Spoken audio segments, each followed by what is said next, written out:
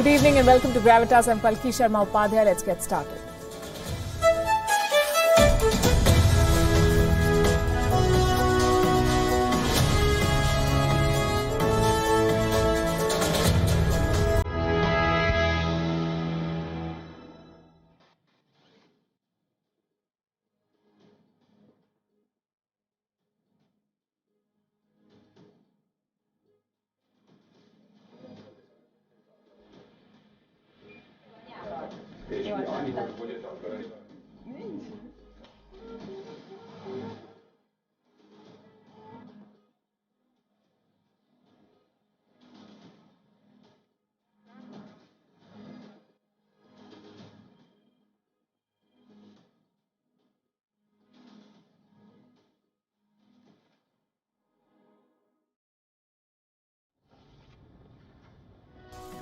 We're in the last week of the year 2021. We wanted to end the year on a positive note, but some choices are not ours to make.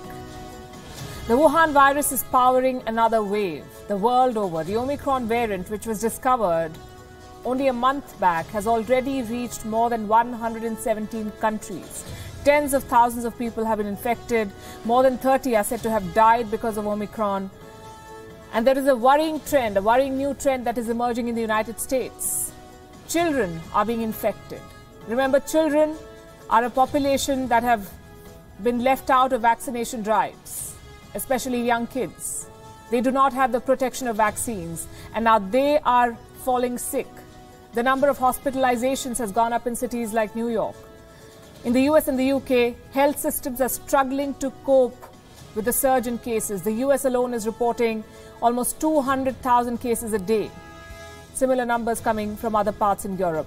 On Gravitas tonight, we'll track the trends, we'll ask the questions that need to be asked, and we'll see what the Wuhan virus has in store for us in 2022. Also on the show this Monday, are war clouds clearing from the Russia-Ukraine border? Moscow has withdrawn 10,000 soldiers, but many more remain, as do the threats. We'll decode what's happening. In Myanmar, a brutal massacre of civilians leads to international condemnation. We bring you a report on the military's intensified crackdown. The world pays a tribute to Desmond Tutu, known as an anti-apartheid icon and a moral compass of South Africa. And is your fitness gadget making you sad? A new report talks about what is called the Nocebo Effect. It's the opposite of placebo. We'll discuss. We begin, as always, with Gravitas Global Headlines. A new study finds 10 of this year's worst weather events cost a combined $170 billion in damages. Hurricane Ida, which hit much of eastern US, and floods across Europe were among the costliest climate disasters of 2021.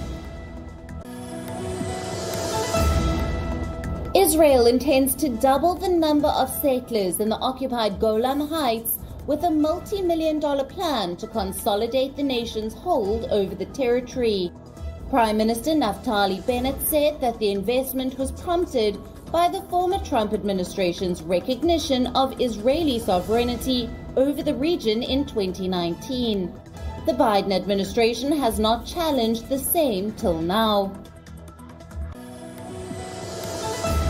The Pakistan government's top security body, headed by Prime Minister Imran Khan, approves the nation's first ever national security policy focusing on all internal and external threats facing the country. The situation in Afghanistan was also discussed at this meeting. The bodies of more than 28 migrants who drowned trying to cross the Mediterranean to Europe washed up on Libya's coastline. Libya is a major transit point for migrants who are seeking better working conditions in Europe. Afghan women cannot travel long distances without a close male relative, says the Taliban in Afghanistan. The guidance was issued by the Ministry for the Promotion of Virtue and Prevention of Vice. The same ministry ordered vehicle owners to refuse women without headscarves a ride.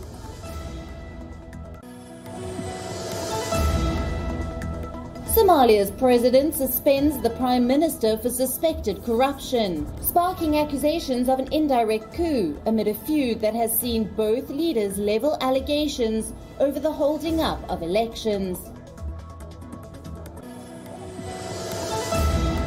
Two dams gave way in northeastern Brazil after weeks of heavy rain, flooding towns and forcing authorities to evacuate residents. At least 400,000 residents are reported as being displaced.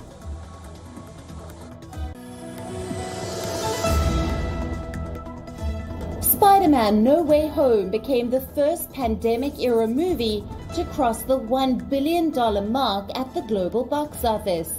Starring Tom Holland, the latest movie in the Marvel franchise reached the milestone in just 12 days after it released. Australia are on the brink of retaining the Ashes after a dramatic second day of the third test in Melbourne. England's bowlers, led by the veteran James Anderson, did well to restrict the hosts to 267 in their first innings, for a lead of only 82 runs. But they struggled with the bat once again in the second innings and were reduced to 31 for 4, still trailing by 51.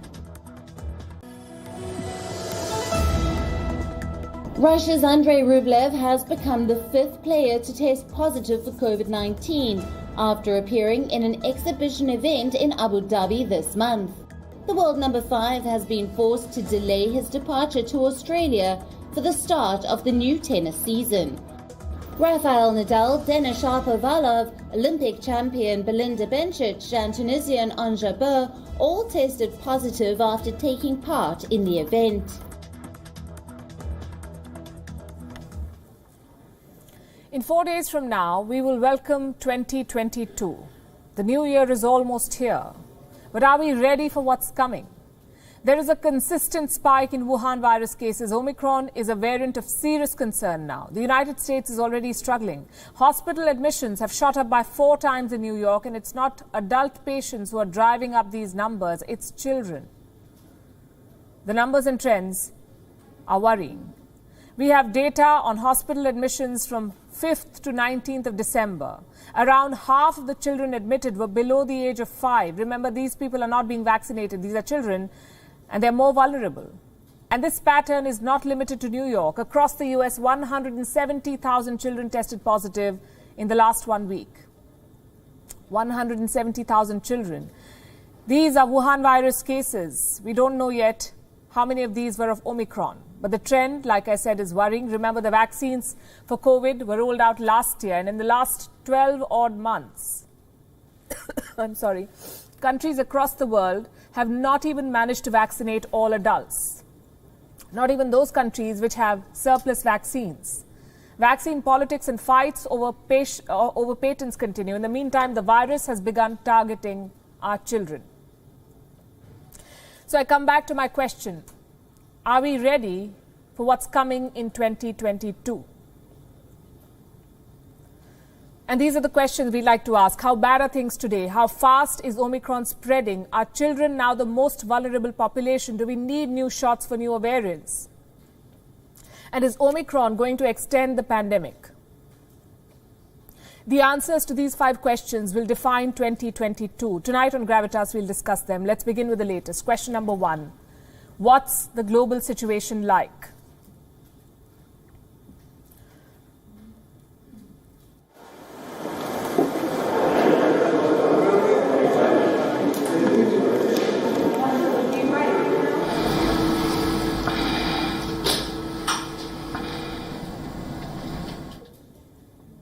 The global situation does not look good, and that is putting it mildly. Omicron is fueling a new wave of infections the world over. The new variant is driving up caseloads. Let me pull up our Omicron tracker. This is what it looks like. The variant was detected 1 month back, and since then, 117 countries have now reported confirmed cases. How many cases are we talking about here? At least 188,000 people worldwide have been infected by Omicron. How many people have died due to this variant? Around 32 so far. That's not even 1%, and that's Good news. What about India? 20 states and union territories have confirmed cases of Omicron as of today. 20. How many cases? Almost 600 now. Delhi and Maharashtra together have more than 280 Omicron cases. So that's where things stand. Tens of thousands of cases in every corner of the world. At this rate, Omicron will become the dominant strain soon. Which brings me to question number 2. How quickly is the variant spreading? Very quickly. One patient infected by Omicron can infect more than 6 people. Let's put that number in context. Delta's reproduction rate was estimated to be around 5, meaning one person could infect 5 other people. For Omicron, that number is higher, and that's evident in global hotspots. In the United States, for instance, Omicron is already believed to be the dominant strain. The country is reporting 200,000 new cases every day, 2 lakh cases a day in the US. And the surge has led to a shortage of healthcare workers. Here are some numbers from Christmas. In 13 states, more than 25% of the hospitals are struggling. They don't have enough doctors and nurses to treat the growing number of patients. Same with Europe. Today, France reported more than 100,000 new infections. The UK had 122,000. Health workers are overwhelmed. The cases are shooting up, and doctors and nurses themselves are falling sick. More than 3,800 of them are now at home. And this includes those who've tested positive, also those who've had to self-isolate because they came in contact with a positive patient. Also hit is the global economy. More than 7,000 flights had to be cancelled during Christmas weekend. But airlines, we can tell you, are not the biggest victims of Omicron. We come back to children who are ending up in hospital. And that's question number 3. How contagious is this variant for children? Remember, children are vulnerable. They don't have the protection of vaccines. We have some preliminary research from South Africa. It says children face a 20% higher risk of hospitalization. Now, new infections in South Africa have in fact dropped. But as the virus spreads across the world, more children are indeed getting infected. The surge in the United States is perhaps the most alarming. The pediatric wards began filling up before Christmas. In 10 days, there was a 31% jump in hospitalization of children. This was the situation by 24th of December, and we are still waiting for the post-Christmas figures. There are similar worries in the United Kingdom, especially in the 5 to 11-year age bracket. Wuhan virus infections in this age group are 3 times more prevalent than adults. Does that mean more fatalities? Well, not necessarily. There is still no data set, not enough data, that shows that Omicron is deadlier than any other variant. And that applies to children too. Remember, the Wuhan virus is not proved to be as dangerous for children. Omicron has been no different so far, but I must underline here, we need more data to confirm any trend. What is beyond doubt is the fact that children are at risk and that children need vaccines. Question number 4, does that also mean we need to develop a new shot? Well, the jury is still out on that one. Existing vaccines give some immunity against Omicron, but their efficacy reduces over time. At least 50 countries are giving boosters now, and they're using the same old vaccine for the booster dose. We're told these boosters do give increased protection against Omicron. Over the weekend, Prime Minister Narendra Modi of India also announced booster shots. He called it a precautionary dose. Well, who qualifies for this precautionary dose in India? Health workers, doctors and nurses, and those above 60 years of age with comorbidities. Those who got their second dose 9 months back. They can get another shot in India now. Again, India would be using existing vaccines for the 3rd dose. India is opening up vaccination for teenagers as well. Those between 15 to 18 years of age will be given Covaxin. This is the same shot that adults got. There are some vaccine makers who are considering modifying existing shots, but as of today, it's too early to expect a new shot for Omicron. Which brings us to the final question. Is Omicron going to extend the pandemic? It looks like it. In the immediate future, the Wuhan virus is not going anywhere. Omicron will fuel a new wave of infections across regions. But we'll need better ways to deal with future waves. So what do we do to end this pandemic in 2022? World leaders are staring at a long checklist. Vaccinations help in preventing hospitalization. That is a fact. So we need to get vaccines to those regions which do not have enough. We need vaccines for children below the age of 5, and vaccines alone will not be enough. We also need to be better prepared for future waves, which means better containment strategies, more effective testing methods, access to therapeutics, and more beds in hospitals to treat patients, including children. 2021 was a patchy year. Global inequities have only prolonged the pandemic. In 2022, we can only hope for a better coordinated global response to the pandemic, without which humanity has no chance whatsoever of defeating the Wuhan virus. And there's another war that was brewing that we've been tracking. The spectre of that war seems to be moving on from Europe. It's been a tense couple of months. Military build-ups, threats, counter-threats, but finally cooler heads have prevailed, or so it seems at the moment. 10,000 Russian troops have been withdrawn from the Ukraine border. They had been camping there for months, holding drills, testing artillery, basically preparing for war. Western intelligence reports said Russia would attack in early 2022, but Moscow had always denied this version. They said that this was a normal military deployment. So why are the troops returning now? Because Russia says the drills are over. 10,000 soldiers will return to their permanent deployments. If true, this is good news. But the standoff, we can tell you, is not over yet. Reports say 100,000 Russian troops are still camping near the border, plus 75,000 are on standby. So this withdrawal of 10,000 is a tiny portion of Russia's buildup. The threat of war has not disappeared. So what is Russian President Vladimir Putin thinking? Is this a sign of goodwill ahead of talks, or is he trying to avoid immediate sanctions? Well, Putin has already played his hand in Ukraine. He does not want bloodshed. It's amply clear. He wants influence. He wants to keep the NATO away from his backyard. Last week, we told you about President Putin's wish list. No NATO membership for Ukraine, no NATO deployments in Eastern Europe. These were his big demands, 2 demands. And what was NATO's response? A big no. The NATO chief says Ukraine has the right to choose its own path. So the first request is a non-starter. Nonetheless, they have agreed to talks. In fact, the proposal has already been sent. NATO has invited Russia to a security summit on the 12th of January. Moscow says it is considering this proposal. And this is all good news. The proposed talks, the partial troop withdrawal, all of it is good. Clearly, the temperatures are cooling. But what if the talks fail? Because let's face it, that's a real possibility.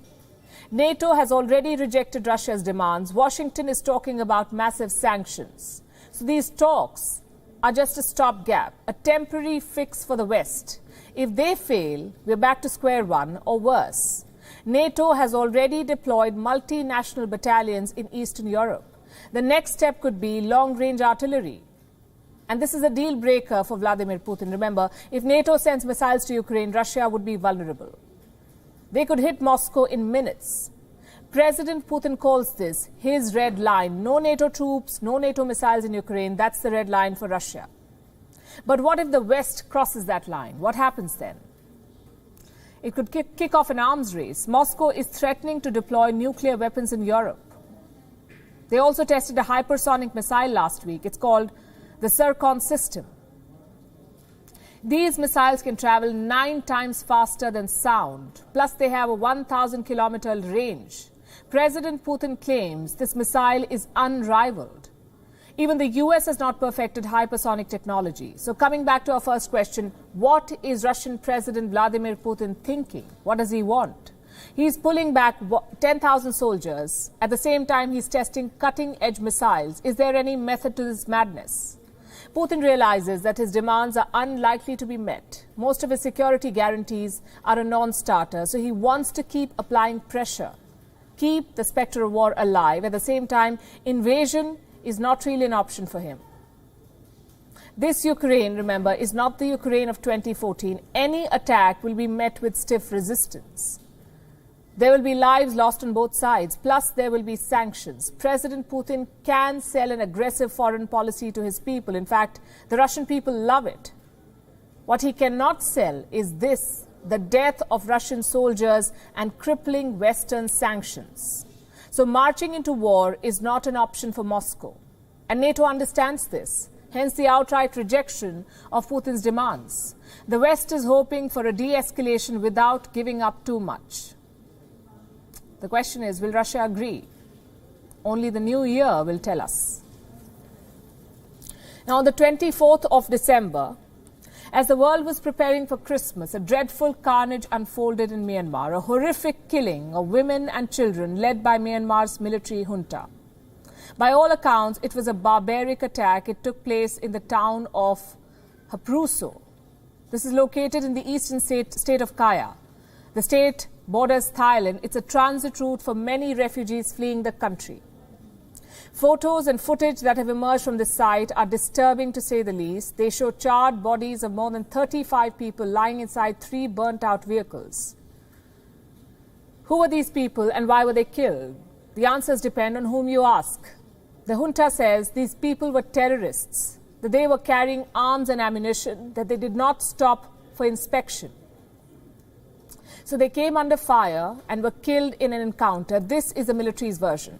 Eyewitnesses, though, tell a different story. They say that these people were refugees, internally displaced women, children and elders. They were fleeing an army offensive nearby, but the troops caught and slaughtered them. Their vehicles were attacked, the occupants were shot at, and then their bodies were set on fire to remove all evidence. These, like I said, are eyewitness accounts, and we've not been able to independently verify them. But here's what we can tell you. The Myanmar junta is on a fresh offensive. It has intensified fighting with insurgents, and most of these insurgents are based in border states, like the Karen guerrillas and their National Liberation Army. This is an ethnic rebel group. They're fighting for greater autonomy in the country. The junta suspects them to be a tool of the ousted NDL government. It believes this outfit has joined hands with pro-democracy activists in Myanmar, so it's cracking down on them. Skirmishes have intensified, the military is bombing their bases, the rebels are carrying out ambushes, and the people of Myanmar are becoming collateral damage. These recent killings are proof. They've triggered global condemnation. Reactions are pouring in. Martin Griffiths, the UN Under-Secretary for Humanitarian Affairs, says that he's horrified. He's issued a statement. Allow me to quote from what he said. Credible reports say at least 35 people, including at least 1 child, were forced from their vehicles, killed and burned. 2 humanitarian workers of Save the Children remain missing, having been caught up in the violence. I condemn this grievous incident and all attacks against civilians throughout the country. The U.S. Embassy in Burma has also responded. It says, and I quote, "We are appalled by this barbaric attack in Kaya State. We will continue to press for accountability for the perpetrators of the ongoing campaign of violence against the people of Burma." On the internet, a hashtag is trending, hashtag war crimes of junta. People from all over Myanmar are sharing accounts of the military's atrocities. They say 1,300 people have been killed since the coup. The military led a coup in February. Then they launched a crackdown, resulting in 1,300 deaths, mostly of unarmed protesters, and 11,000 arrests. This list includes students, activists, politicians, and rebel fighters. Myanmar's ousted leader Aung San Suu Kyi is also behind bars. She's a Nobel Peace Laureate, 76 years old, under arrest since the 1st of February. It's been 11 months. She remains in detention. A catalogue of judgments have been passed in this period, from corruption to incitement to sedition. A number of charges have been levelled against Suu Kyi. Her supporters say these charges would ensure that she remains in prison for the rest of her life. As for the military, it's amassing more power. Funds are flowing from China, along with state-of-the-art arms, ammunition and technology. Recent reports suggest that China is building an internet firewall for the junta. This will give the army unfettered control of social media. It can police the activities of dissidents. It can stop the spread of information against its actions. But by doing this, the military junta of Myanmar also runs the risk of losing sensitive information to Beijing and exposing itself to data breaches and spying by Chinese hackers. And frankly, at this point, it's hard to say what's worse: the Myanmar military being hacked by China, or the people of Myanmar being oppressed and killed by the military. Myanmar is a tough test for international diplomacy. Put too much pressure and it becomes another vassal state of China. Give a long rope and you run the risk of legitimizing coup leaders under whose watch the people of Myanmar are being killed. The killings in Kaya must be unequivocally condemned, and the push for the restoration of democracy must continue.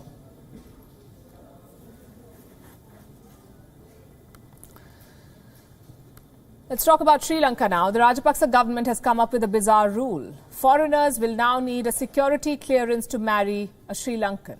You heard that right. Sri Lankans are no longer free to marry a foreign national of their choice. They must get permission from their defense ministry. Why is that? Apparently because they're deemed a national security concern. Now, this is a truly unprecedented move. What's the logic behind it? Sri Lankan government argues foreigners with ulterior motives are targeting Sri Lankans. That's the reason they've given. Allow me to read a quote to you. This is what they say. We've seen some foreigners wanting to marry Sri Lankans here with ulterior motives, like engaging in drug trafficking and money laundering. We want to make sure these foreigners who want to marry locals are not involved in such activities. How will Colombo ensure that? By making future couples jump through a host of bureaucratic hoops. Here is what a foreigner who wants to marry a Sri Lankan must do. They will need a security clearance report from the Defense Ministry of Sri Lanka. How will they get that? The process is quite complicated. So bear with me when I explain what happens. Any foreigner first needs to submit a certificate. It should prove that they have not been convicted of a crime in the past 6 months. They need to get the certificate from their home country. And that's just one part of the application. These foreigners will also have to submit what seems like their entire health record. Their application must include self-declared health forms detailing the entire medical history, information about any chronic ailments, details about their Wuhan virus vaccination status, and if they have been infected by the virus in the past, they'll also have to disclose that. And these foreigners who want to marry Lankan locals will also have to declare that they'll bear the cost of any future health emergencies. And once all of these documents have been submitted, the Sri Lankan Defense Ministry would then issue a security clearance report. Only then can the couple get a license to marry in Sri Lanka. It's a process that would dissuade most people. So why is the Lankan government doing it? Is this about stopping terrorists from marrying Sri Lankans, as the government puts it? Or is it about making sure that Sri Lankans marry only healthy foreigners? Because such rules have no foreign parallels anywhere in the world. Even the opposition is questioning the Rajapaksas in this move. Let me read out some reactions for you. What kind of discrimination is this? This is what Harsha De Silva, the MP from Colombo, said. Here's another one. This is from Karu Jayasuriya, another opposition lawmaker. This is what he says. News reports that foreigners marrying Sri Lankans require security clearance from the Ministry of Defense are raising the eyebrows of many Sri Lankans. I'm sure they are. After all, the state is trying to dictate who a citizen should marry and who he or she should not. We have seen this before, in fact. As of 2014, as many as 27 countries held such discriminatory rules. They prevented men and women from marrying outsiders or from sharing their citizenship with spouses or future children. Sri Lanka's new rules take this discrimination one step forward. There are better ways to identify terror threats. Colombo's new rules will only achieve one thing. They empower the state to dictate how Sri Lankans choose to live. South Africa, meanwhile, is a state in mourning. It has lost a national hero, an anti-apartheid icon who was often called a moral compass for the South African people, if not the world. I'm talking about Desmond Tutu, an unwavering champion of human rights who saw humanity even in his adversaries. This Sunday, the 90-year-old Nobel laureate passed away. He leaves behind a legacy that transcends borders, a legacy that will echo for generations to come. The outpouring of tributes on his demise is proof. US President Joe Biden has called Desmond Tutu a true servant of God and the people. Former US President Barack Obama says he's lost a mentor and a friend. He has called Desmond Tutu a universal spirit who was grounded in the struggle for liberation of his country. The Queen of England says his demise will be felt by many in Great Britain who held Tutu in high affection and esteem. The Dalai Lama has written a personal letter to Desmond Tutu's daughter, calling her father a true humanitarian and a great man with a truly meaningful life. India's Prime Minister Narendra Modi has also offered condolences, calling Desmond Tutu a guiding light for countless people globally. Reactions are still pouring in. The world is mourning this loss. South Africa will observe a week of mourning, after which it plans to accord him a state funeral. It's a befitting tribute for this great man who fought for human dignity his entire life. Here's a small report on how much he achieved for the South African people and the world. Born in 1931, Desmond Tutu was a figure larger than life. Described by many as a compass for moral conscience, he relentlessly fought against white tyranny and racial segregation in his country. He began his career as a high school teacher, but switched paths to become an Anglican priest in 1960. The 60s and the 70s were a tumultuous period in South Africa. Racial violence was on an upswing. Millions of black people were arrested, displaced and killed. In the Soweto turmoil. Despite all this, Winnie Mandela... Desmond Tutu spent most of his time watching from afar, alternating between London and his birthplace as a priest.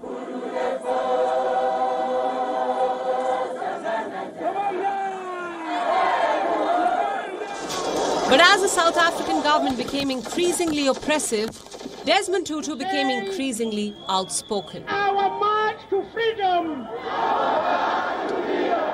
In 1976, when he was consecrated as a bishop, he wrote a letter to South Africa's Prime Minister, warning him of unrest in rural townships. We know we shall overcome evil. This was the beginning of his foray into the anti-apartheid movement. In 1978, he was named the General Secretary of the South African Council of Churches. This brought him global recognition as a leading opponent of apartheid. And Reconciliation Commission is now in session. He led the movement through his fiery speeches. In a sing-song voice, he told stories of human dignity. That we are entering a new phase. The equality of man and the inevitable defeat of injustice. This is the only home we have. His speeches were filled with rage but preached peace. Tutu infused his anger with humor to express what he stood for. He spoke of kindness, on how little bits of good put together can overwhelm the world. He spoke of forgiveness, calling upon blacks to be nice to whites in order to make them rediscover humanity. And he spoke about transformation, on how suffering can be transformed into meaningful change by reaching out and connecting with one another. For 6 years, through the power of his words, he led black South Africans in challenging their white oppressors. In 1984, these relentless efforts were acknowledged. Desmond Tutu was awarded the Nobel Peace Prize. It strengthened support for his cause and also for his contemporary Nelson Mandela, who was behind bars during this time. The two shared a deep friendship. They were both the founding members of the Elders, an international group of inspiration leaders who worked to promote human rights in every country. Tutu used his position and the acclaim that the Nobel Peace Prize brought to seek the release of Nelson Mandela. In 1990, his efforts bore fruit. Mandela was released from prison after 27 years. He gave his first public speech with Desmond Tutu by his side. While Nelson Mandela was revered by one and all, Desmond Tutu had a fair share of his critics, like Israel. Tutu often compared the Jewish state and its treatment of Palestinians to the apartheid regime in South Africa. This made him lose favor among the Israelis. Even in 2021, Israel would continue to block his missions to Gaza, but Tutu's ties with India were in stark contrast. In 2005, he was awarded the Gandhi Peace Prize by then-President APJ Abdul Kalam for his contribution towards social justice. That's not all. Tutu and his team also worked in the Indian state of Bihar to stop child marriage and promote maternal health. Today, as the world mourns his demise, Indians too are feeling the irreparable loss. Bureau Report, WION, World is One.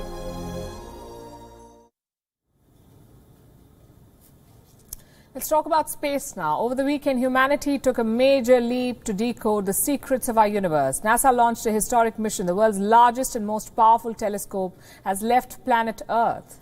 The $10 billion James Webb telescope is on a quest to capture and study the first stars in our universe. So how will this mission change our understanding of space? Our next report has the answers. It's the best Christmas gift NASA could ask for. This is the James Webb Space Telescope, the world's largest and most powerful telescope. And on Christmas Day, NASA dispatched it to space.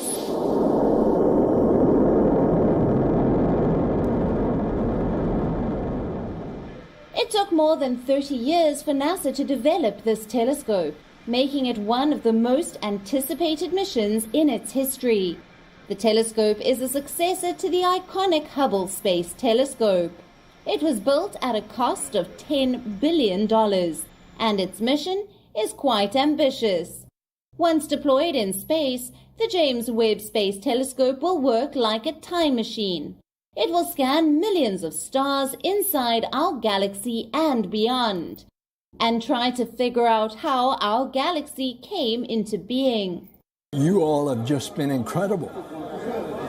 And over 3 decades, you've produced this telescope that is now going to take us back in time. It's a time machine. It's going to take us back to the very beginnings of the universe. We are going to discover incredible things that we never imagined. And isn't that typical of this team, where the impossible comes possible? Webb Space Telescope, go Webb! The telescope has now begun a harrowing month-long journey. It will travel more than 1 million miles away from planet Earth. Once deployed, the telescope will operate for at least half a decade.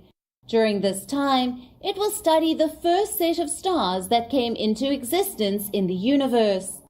Scientists expect to uncover a lot of fascinating things. There's many national secrets that are not guarded with more vigor than the question that you're at, the answer to the question that we're giving. So we're actually really want to make sure as we target those, we give you that. I can tell you in general that what we will do is look at specific targets that will really demonstrate the capability of this, looking both at exoplanets but also at specific cosmic targets that we think will really reveal new science really quite quickly without really integrating for many, many weeks and months, which of course will also happen in some other targets. So it will be kind of a potpourri of science as opposed to just a single measurement. The Hubble telescope was humanity's first attempt to get a peek into our universe and its stars, and James Webb Telescope is the next stage in this effort. It is the microscope the scientists needed to uncover more mysteries of our cosmos. Bureau Report, WION, World is One.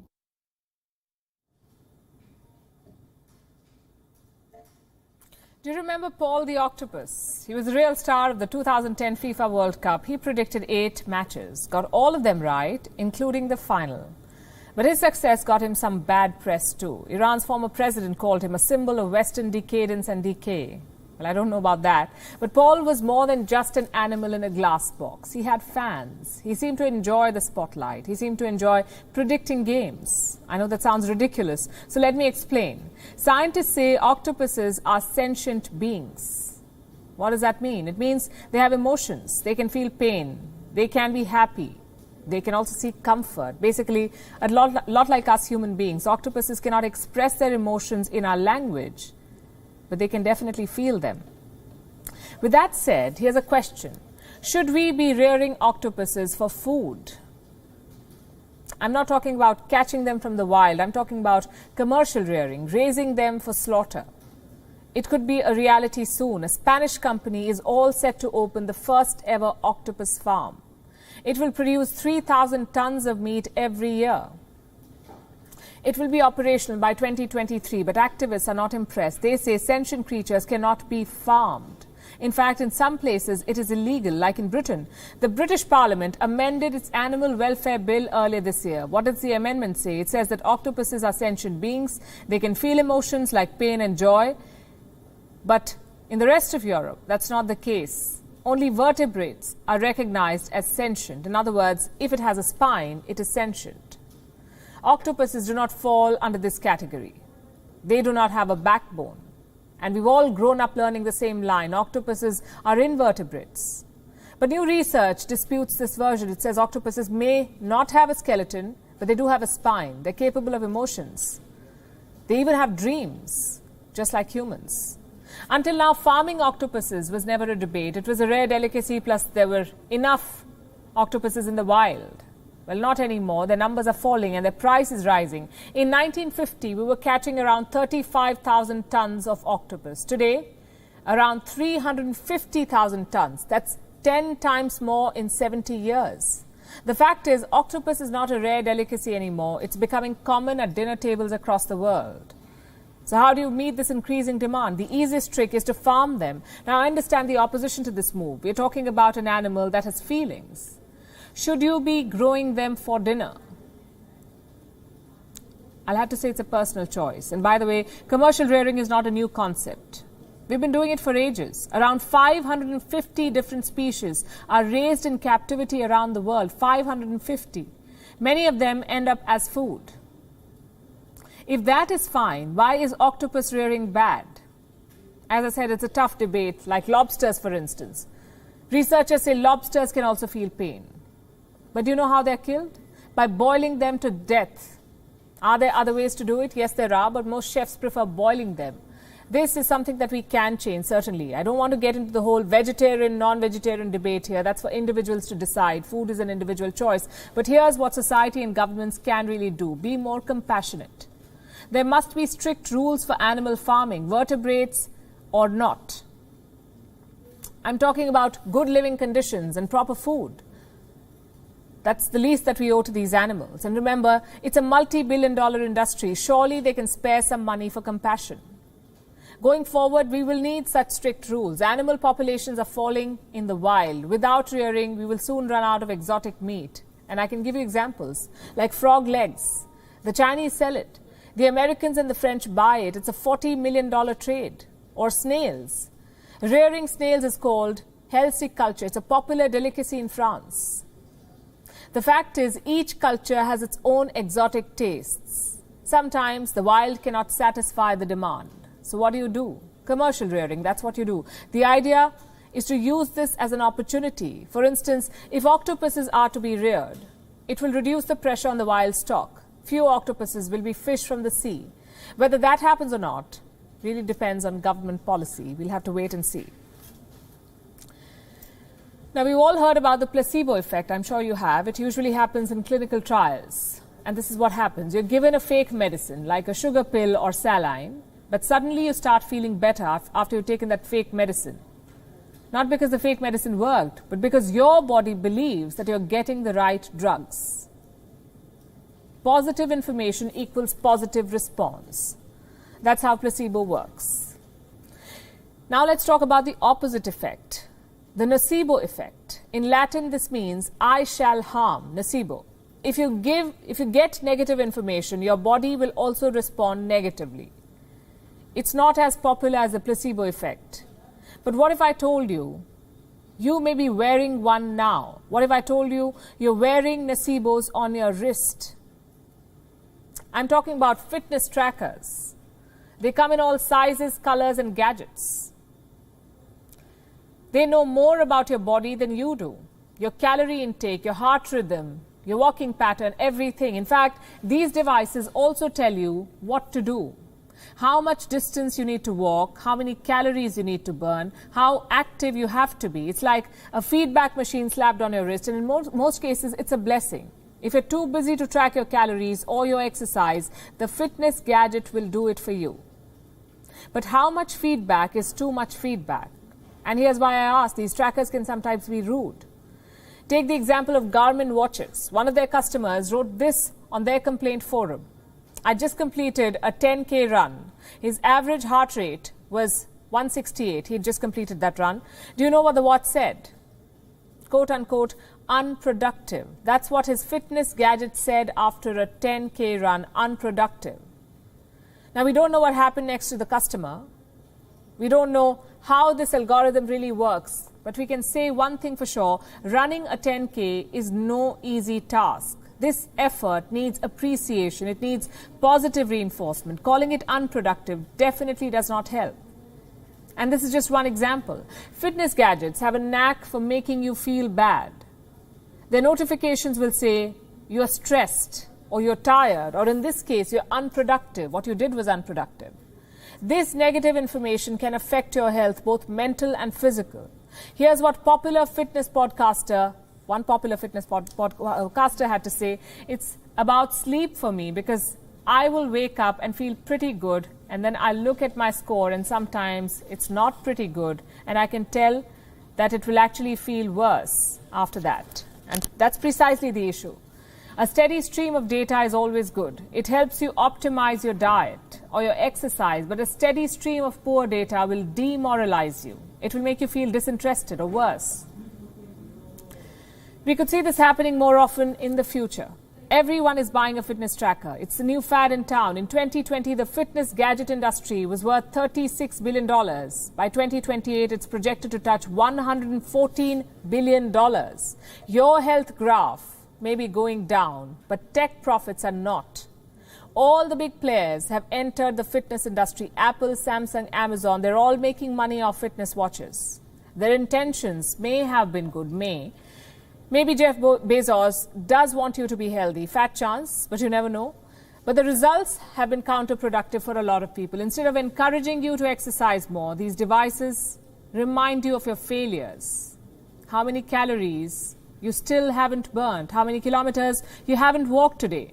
This negative feedback is everywhere on the internet, even on social media. Just think about it. What's the first thing you see when you log in? Number of likes, number of replies, number of retweets. It's all about feedback. And when this feedback is negative, you start feeling low. It's only natural. So how can you escape this Nocebo effect? By cutting down. There's no point absconding or abandoning fitness devices, But the fact is, they work. They're precise. They're easy to use and easily available.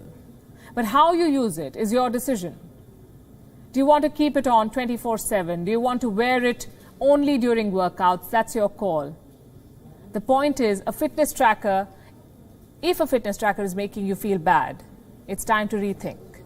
You cannot abandon your mental health for a timely reminder on when to walk, or a notification that tells you you're unproductive. As always, technology is like a crutch. It is helpful, but to what extent? That depends on how you harness it. Think about it. We're wrapping the show, leaving you with Gravitas images. Thanks for watching.